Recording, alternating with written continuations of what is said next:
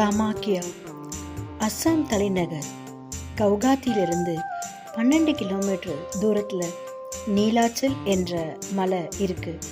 கடல் மட்டத்திலிருந்து 700 அடி உயரத்தில் இந்த மலை மேலே காமாக்கியா கோவில் அமைஞ்சிருக்கு.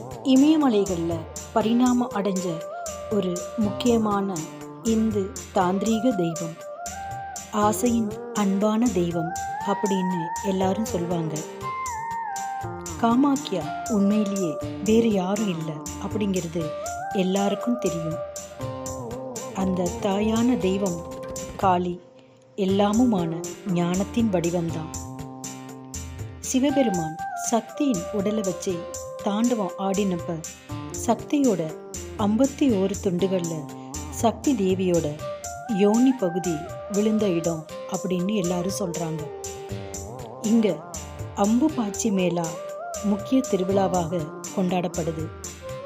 கருவறையில் சிலை கிடையாது, ஆனால் அதுக்கு பதிலாக பாறையில் யோனியுடைய உருவம் அமைஞ்சிருக்கு.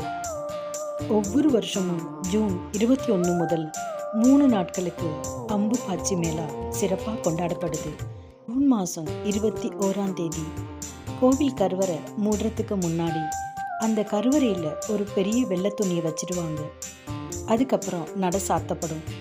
அந்த 3 நாட்கள் கழித்து நடையை திறக்கும்போது வெள்ளை துணி முழுதும் சிவப்பு நிறமாக மாறி இருக்கும்.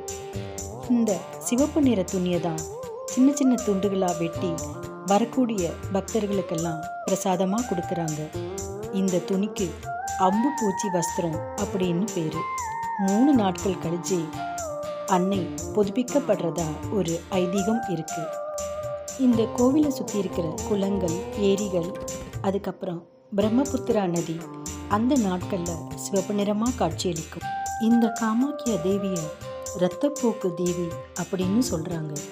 இந்த கோவிலில் போய் நம்ம வேண்டிக்கிட்டா பிரிந்த தம்பதிகள் சேர்வாங்க, குழந்தை பாக்கியம் கிடைக்கும், நீண்ட நாள் வயதுக்கு வராத பிள்ளைகளும் பூப்பு அடைவாங்க.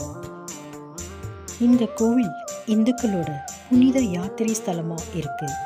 தாந்திரீகம் செய்கிறவங்க, அகோரிங்க, சாதுக்கள், துறவிங்க, இவங்க எல்லாருமே அதிக அளவில் இந்த கோவிலுக்கு வருகை தராங்க.